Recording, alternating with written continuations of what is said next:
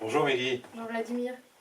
Voilà, on a grandi, on est passé de l'adolescence Ouais, à la post-adolescence ouais, et en fait on se trimballe toujours son corps, toujours. un peu comme un coquillage Ouais. avec la partie vivante dedans et puis il faut le porter. Mm. Comment ça s'est passé pour vous la transition entre l'adolescence et votre corps de jeune femme? En fait, moi, j'ai pas trop changé de corps depuis l'adolescence, c'est-à-dire que quand je reviens chez mes parents, il y a toujours mon armoire d'habits d'adolescente et je les remets régulièrement. Donc, j'ai pas eu trop cette grosse transformation, transition où parfois avec la pilule ou autre, on peut prendre du poids. Et justement, moi, j'étais un peu gênée parce que j'attendais cette métamorphose à un moment où je voulais, par exemple, avoir une poitrine un peu généreuse qui n'est jamais arrivée. Mais du coup, j'ai pas eu ce gros choc, au contraire de pas mal de mes amis, avec lesquels les hormones ou l'âge ont complètement changé leur corps. Oui, parce que ce qu'on voit, ce que moi je vois dans ma pratique, c'est qu'il y a vraiment trois situations très différentes. Il y a des jeunes filles qui sont très fines et puis qui à ce moment-là, soudain elles prennent du poids. ouais, Et on en parlera parce qu'en fait elles se laissent un peu aller. En ouais, réalité, ça peut être une espèce de manger pour compenser, pour oui, grossir parce que c'est une défense. Souvent il y a une agression sexuelle ou quelque chose ouais.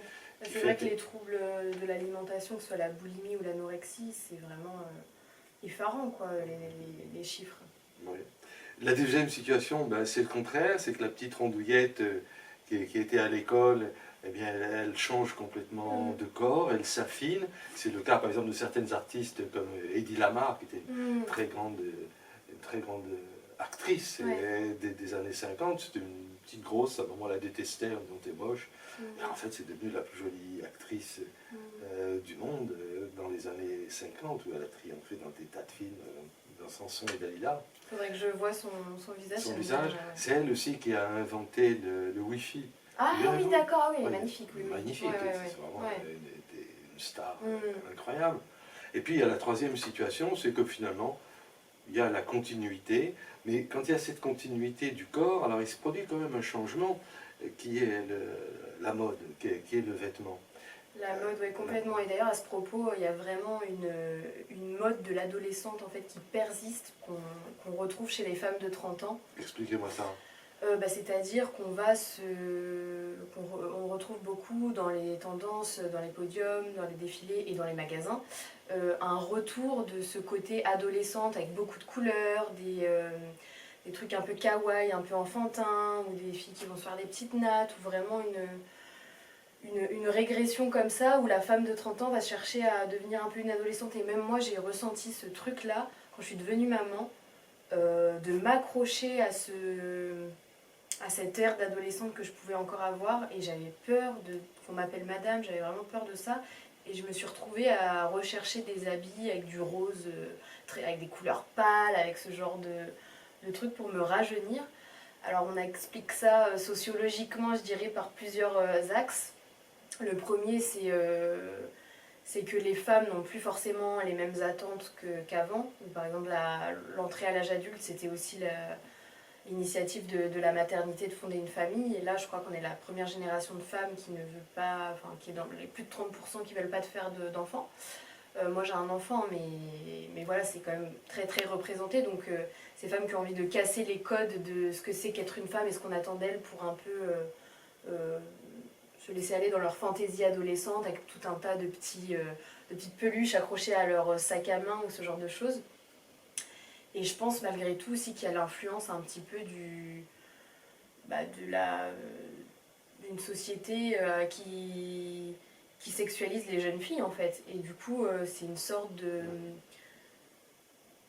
patriarcat intériorisé où les femmes peut-être s'accrochent pour correspondre toujours à cette image de la recherche de la jeunesse éternelle.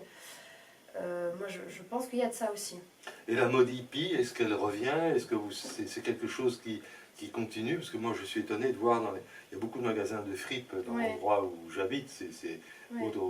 autour de la mairie de Paris. Et puis, je vois quand même, il y a des magasins qui sont toujours spécialisés dans une mode un peu hippie. Alors, je me dis qu'il doit y avoir des amateurs si ces magasins Ah oui, sont bien ouverts. sûr. Moi, la première, hein, j'adore ce style-là. Et, enfin, c'est vrai que le quartier du Marais, c'est un des quartiers où il y a le plus de friperies à Paris.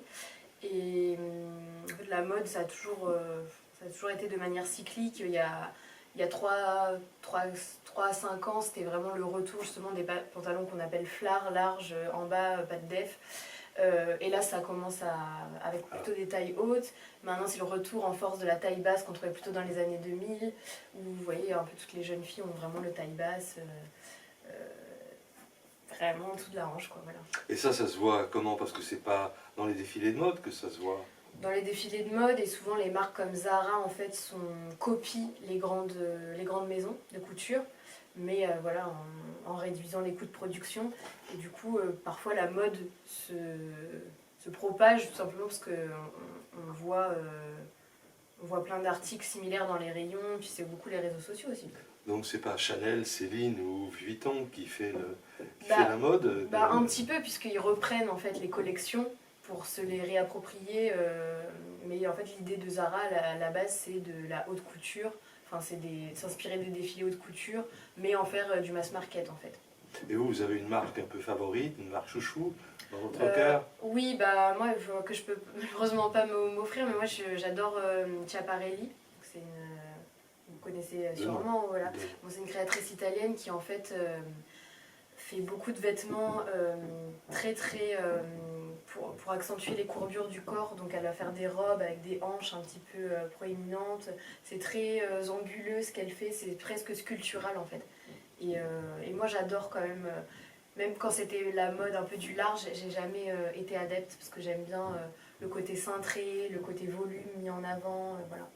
C'est comme vous êtes fine, je suppose que vous n'avez pas trop envie de transformer votre finesse en bulbosité. Oui, bah, c'est vrai que j'aime bien ma taille, donc j'aime bien la marquer, et puis je trouve ça joli quand on voit bien les hanches, ce genre de choses.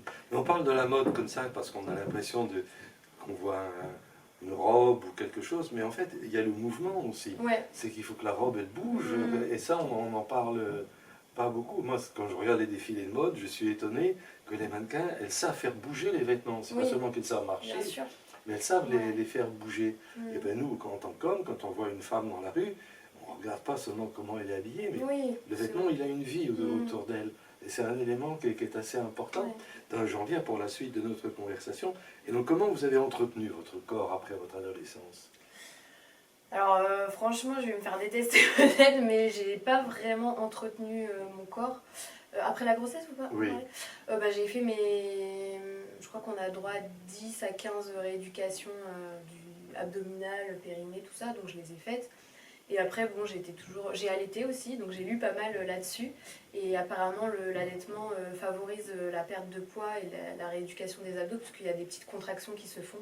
Donc on récupère apparemment plus vite. Donc peut-être ça m'a aidé. Mais vous n'êtes pas inscrit dans une salle de sport, vous n'avez pas fait de musculation. Non, non. Parce qu'actuellement, on voit un peu cette vogue. Il y a vraiment deux directions opposées.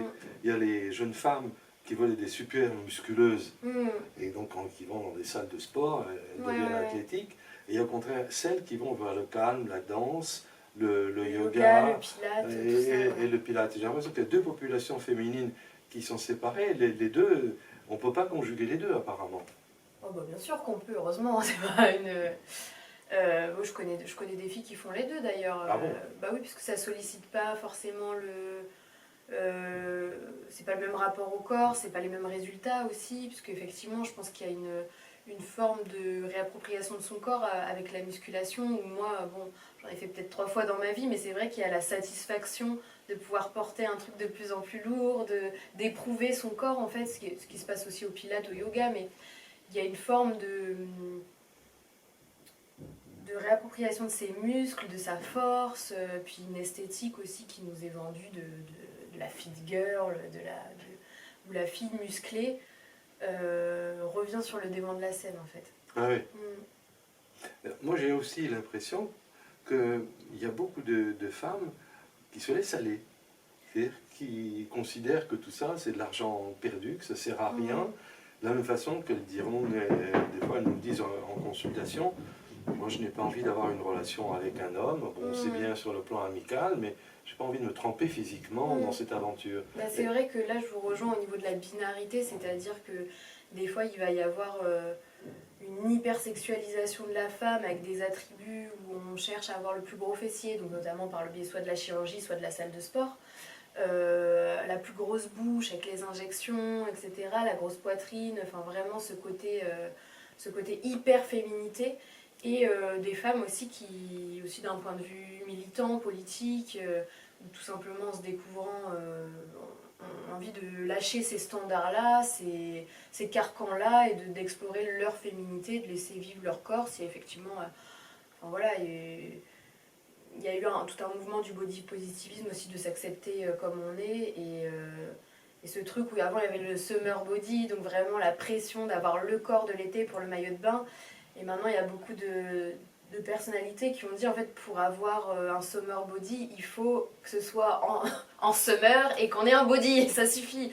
Et je comprends qu'il y ait une fatigue, une lassitude de courir après ces stéréotypes, ces exigences-là, cette hyper-féminité qui est ce qui est attendu, cette course effrénée à... Vous avez parlé de binarité, est-ce qu'on le retrouve chez les hommes aussi, chez les jeunes hommes? Oui, quand même, je pense qu'il y a ce truc aussi où les hommes n'ont plus... il y a quand même, moi je crois quand même pas mal à la biologie, bien évidemment le rôle du social est massif aussi, hein, mais les hommes ont besoin, je pense, d'éprouver aussi leur force, de défis, etc. Et ça se retrouve vraiment dans le sport où là, ils s'infligent une autodiscipline assez forte, où voilà, ils attendent des résultats sur leur corps, où il y a aussi pas mal d'hommes sur les réseaux sociaux, donc il y a une sorte de communauté de la musculation qui est très très forte.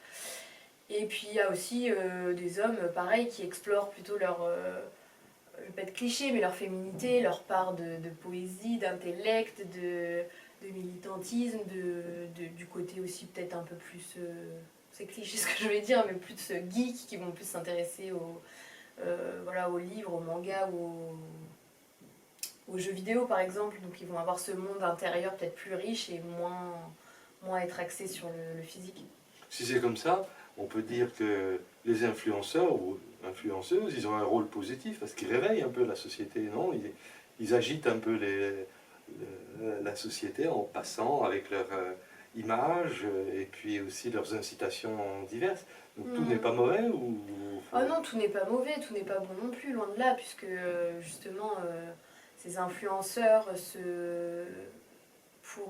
voilà, on s'attache à eux, je pense notamment au plus gros influenceur Thibaut InShape, et en fait des fois il a des prises de position politiques sur des sujets qu'il ne maîtrise pas du tout, et en fait il veut élargir son public en parlant un peu de tout, mais il est tellement suivi et son influence est tellement massive que des fois il a fait des dégâts dans ses prises de parole. Oui. Ouais.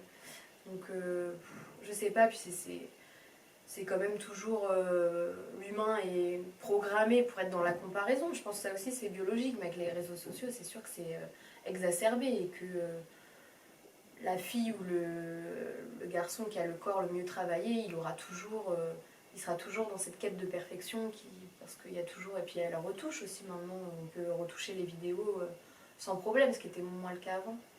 Je pense que quand on prend le métro ou le bus, il y a peut-être 3 personnes dans un compartiment. Il y a 3 personnes qui lisent, 20 personnes qui regardent leur portable, et ils regardent, ça peut être des messages, mais le plus souvent c'est ou des jeux ou des vidéos de cours, et puis quelques-uns qui se regardent. Mais il n'y en a plus beaucoup qui se regardent dans les compartiments. Pourtant, quand on est dans un compartiment en tant qu'homme et qu'on voit une jolie femme, c'est pas honteux de la regarder et de l'admirer, mais elle ne le voit pas, elle est sur son portable. C'est un peu dommage, c'est un sketch, mais c'est un peu dommage. Moi, ce que je reproche le plus à ces réseaux sociaux, c'est qu'ils ont diminué la possibilité de l'échange humain réel. Voilà, c'est un peu ça. On est devenu, on a peur, on est honteux, on peut être dénoncé, ça peut être considéré comme agressif. Est-ce que je suis devenu trop vieux pour penser ça, ou c'est quelque chose qu'on peut ressentir? Non, mais je pense que là aussi c'est un peu à nuancer. C'est vrai que particulièrement à Paris, mais bon c'est vrai dans plein d'autres grandes villes aussi, les femmes sont très souvent sollicitées dans la rue, mais je pense que la majorité des femmes sont plutôt contentes quand il y a un compliment qui leur est adressé de façon courtoise. Mais la répétition de ces mini-agressions, quelqu'un qui va avoir un regard non pas admiratif mais insistant ou lubrique, ou quelqu'un qui va nous suivre dans le métro, c'est vrai qu'il y a un ras-le-bol bien sûr. complet et malheureusement les politiques qu'il y a pu avoir ou la médiatisation qu'il y a pu avoir sur le harcèlement de rue, qui était avant, il n'y avait pas de nom pour ça, c'était la vie quoi. Donc moi je suis d'accord avec vous, il y avait un côté sympathique au fait de se regarder, de se parler, etc. Mais malheureusement ça cible pas les bons hommes qui sont bien intentionnés, qui peuvent être courtois et comprendre un nom ou comprendre, voilà. Malheureusement il y a des hommes qui font fi de ça et qui... Les politiques anti-harcèlement de rue, ils vont pas se remettre en question sur leur façon d'aborder les femmes, quoi. Eh bien, merci de ces précisions. Mais je voudrais en revenir alors à cette fin d'adolescence et la réappropriation du corps Ouais. entre, je dirais, 18 et 30, 35 ans. Alors, la chirurgie esthétique, on pense qu'elle est très demandée. C'est pas vrai. C'est-à-dire que dans cette période-là de la vie, les patients, les hommes et les femmes, construisent leur vie. Donc, en général, ils ont peu de moyens. Ils peuvent avoir des complexes. Mais les nécessités de la vie font qu'ils ne vont pas se tourner vers de la chirurgie qui est onéreuse. Par contre, ce qui se développe énormément, quand il y a un doute, c'est la médecine esthétique. Est-ce que c'est un peu votre idée aussi? Est-ce que c'est des choses raisonnables là, Oui, tout à fait. Surtout que là aussi, au niveau des réseaux sociaux, la propagande est forte. Il y a beaucoup d'influenceuses qui elles-mêmes ont beaucoup de chirurgie et ça se voit. Je voyais encore une actrice qui a l'air super, hein, mais au Festival de Cannes, où vraiment on voit qu'elle a de la chirurgie, on voit énormément ses injections des lèvres. Et c'est des personnages maintenant qui sont aussi au cinéma parce qu'il faut une représentation pour ces femmes-là ou qui aiment avoir une médecine esthétique ostensible. C'est vrai qu'on parle de la French touch ou cette envie de juste être mieux mais paraître naturel, mais il y a aussi plein de femmes qui... Bon, je comprends pas trop cette tendance-là, mais qui aiment qu'on voit que leur bouche est refaite, que les sourcils sont tatoués, qu'elles ont fait refaire leur pommette ou qu'elles ont du botox. Il y a vraiment aussi tout ce courant-là d'assumer la chirurgie et d'en faire un peu je pense à une artiste, je sais plus, il y a quelques années qui se grimait un petit peu en housewife toute refaite américaine. Et en fait, c'est rentré un peu dans l'esthétique aussi, ces codes où on assume d'avoir des pommettes très saillantes, etc. Et pourquoi je disais ça? Oui, vous me disiez que c'était beaucoup plus répandu chez les jeunes, la médecine. Pas la chirurgie, mais la médecine esthétique.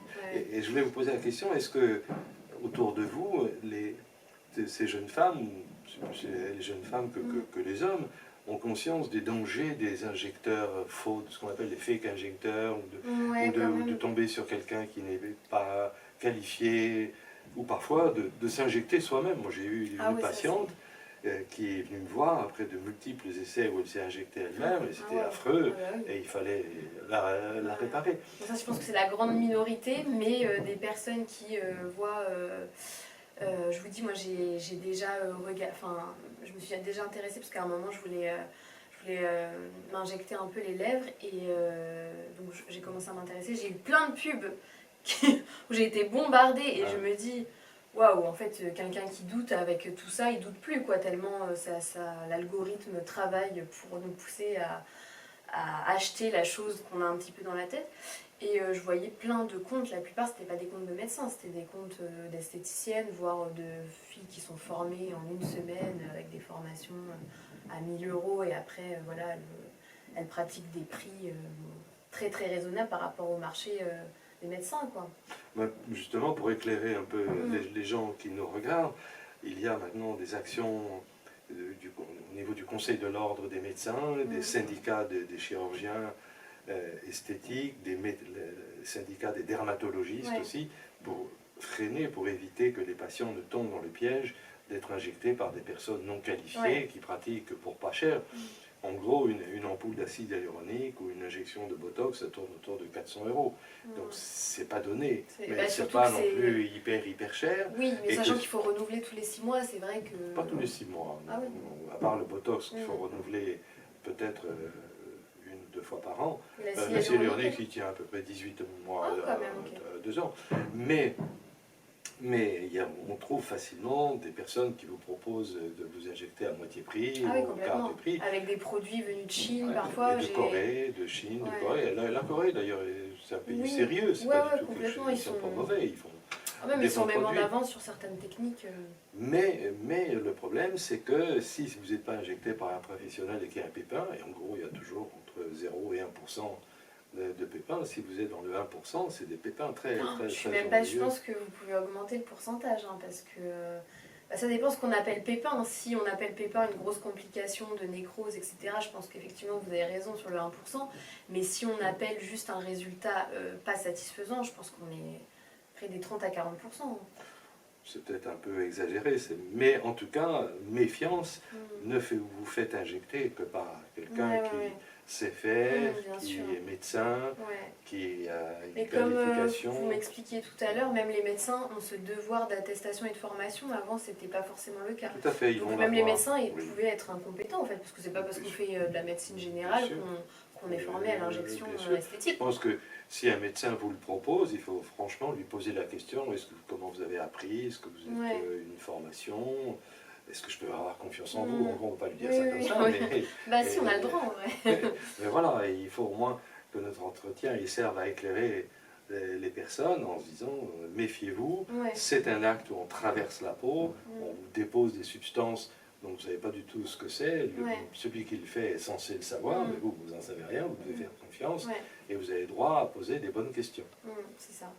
Et au niveau des tendances de médecine esthétique aussi, vers ce mouvement qui est un peu à l'opposé de celui que j'évoquais, où on aime que la médecine se voit et soit un peu ostensible, il y a vraiment ce retour de l'imperceptible aussi, et des nouvelles techniques qui s'en approchent de plus en plus. Et je ne retrouve pas le nom pour, vous savez, toutes ces nouvelles techniques de médecine esthétique qui vont viser à modifier la biologie, à la booster. Alors c'est la médecine régénérative. Voilà, c'est ça. C'est une médecine qui est un peu nouvelle, Mm. dont le but est, en injectant des produits sous la peau, d'essayer de régénérer la peau, Mm. de favoriser la cicatrisation. Avec ses propres processus. C'était des processus biologiques. Par exemple, une des méthodes les plus récentes, ça consiste à utiliser les exosomes. Oui. Exosomes. Ouais, ouais. Alors qu'est-ce que c'est qu'un exosome? Ce sont les poubelles des cellules. Mm. C'est-à-dire que les plantes ou les cellules humaines Ouais. fabriquent des déchets. Ouais. Alors le corps les rassemble, il en fait des petites poubelles qu'il rassemble dans des vésicules, Ok. et c'est ça qu'on appelle les exosomes. Ok. Et les chercheurs se sont aperçus que dans ces exosomes, il y avait plein de produits extraordinaires, un peu comme quelqu'un qui Ok. farfouille dans les poubelles Ouais. pour trouver Ouais. des trésors.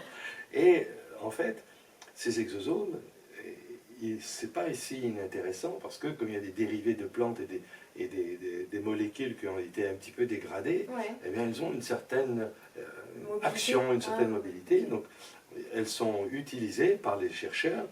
Et en France, par exemple, en tout cas, il est interdit d'injecter des exosomes humains ou des exosomes animaux. Ok, On a mais le est-ce droit que qu'à des le exosomes des plantes. PDRM, c'est-à-dire quand on se fait, vous savez, une, comment ça s'appelle, une prise de sang et qu'après on prend le PRP, c'est différent Alors ça, encore. c'est différent. Ouais. Le PRP, c'est une autre méthode parce qu'elle consiste à chercher à l'intérieur de notre sang Mm. des molécules, elles aussi, qui sont des molécules qui surnagent en quelque sorte. C'est pas des globules rouges, c'est D'accord. pas des globules blancs, c'est pas des lymphocytes, Mm. c'est en fait des produits qui Plasma riche en surnagent. plaquettes. Voilà.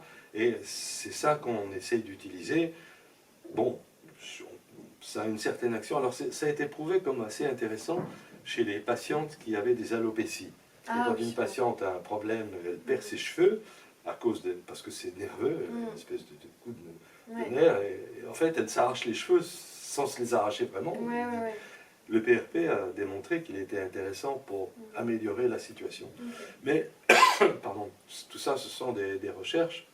Je crois qu'il faut être encore très très prudent. Ouais. Et le maître mot, ben, vous l'avez dit, hein, en tout cas dans la pratique et dans ce que je vois autour, et maintenant même aux États-Unis, c'est un, le naturel, Ouais.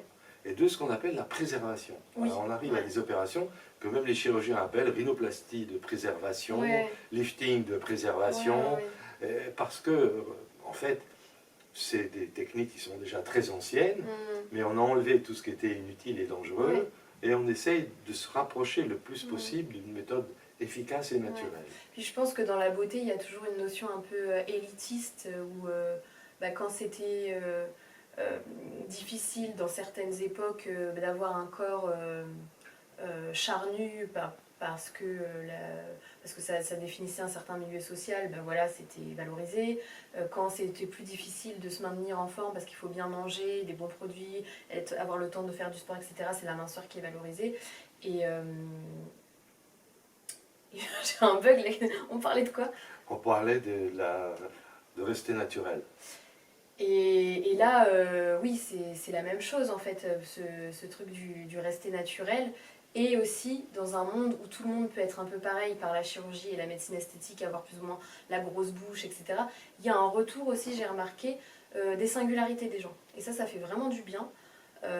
Puisque dans les années 90, bon, il y avait toujours ce truc de la minceur, mais on avait vraiment des femmes au profil très différent, des femmes latinas, des scandinaves, voilà, on avait différentes icônes de beauté, alors que les icônes des années 2010, on va avoir quand même un profil assez similaire dans les stars, les influenceuses, etc. Et je pense qu'il y a vraiment ce retour de la singularité. D'ailleurs, j'ai vu un article, le retour de la gloire des gros nez chez les femmes. Et à travers des actrices, des séries, etc., des nez, je sais plus comment on dit, aquilins. Enfin, il y a vraiment ce... Parce que ça, la chirurgie peut pas le faire ou difficilement. Donc je pense qu'il y a une réappropriation de ces particularités physiques aussi. Oui, c'est très intéressant ce que vous dites et vous avez tout à fait raison. Parce que nous, notre noblesse, quand on voit une patiente ou un patient, c'est de lui dire non. Ouais. En lui expliquant, on peut pas lui dire non comme ça, on dit mais vous savez, voilà, vous êtes comme Gainsbourg, alors vous avez peut-être des grandes oreilles, c'est votre caractéristique, ou vous avez un nez qui est grand. Eh bien écoutez, il y avait des très grands acteurs qui avaient des grands nez et qui ont été très très beaux et très séduisants, et ce n'est pas le fait d'avoir un gros nez qui vous rend moche, c'est plutôt, il y a d'autres détails. Oui, que vous, des fois, vous pointez alors qu'ils ne l'ont pas vu. Non, on évite de leur pointer des détails, on leur parle de ce que eux ont envie de nous signaler quand ils viennent. On ne va pas leur créer d'autres complexes quand ils viennent pour un complexe. Mais c'est quand même assez intéressant de savoir dire non en l'expliquant. Et par exemple, quand une femme qui commence à peine un tout petit peu à vieillir, à avoir des petits signes de dégradation cutanée, si on la complimente, elle nous croit parce qu'on est chirurgien esthétique. Alors si on lui dit vous êtes très belle et pour le moment c'est trop tôt, ne faites rien, ça va très bien comme ça, vous passez très bien, vous angoissez pas, prenez le temps, ouvrez votre tirelire parce qu'un jour peut-être qu'il faudra y passer, mais pas là. Et des patientes repartent contentes parce qu'on leur a fait une opération à peu de frais et psychologiquement elles sont très améliorées. Eh bien Mélgie, c'était passionnant de discuter avec vous et donc à la prochaine. À la prochaine avec plaisir. Au revoir.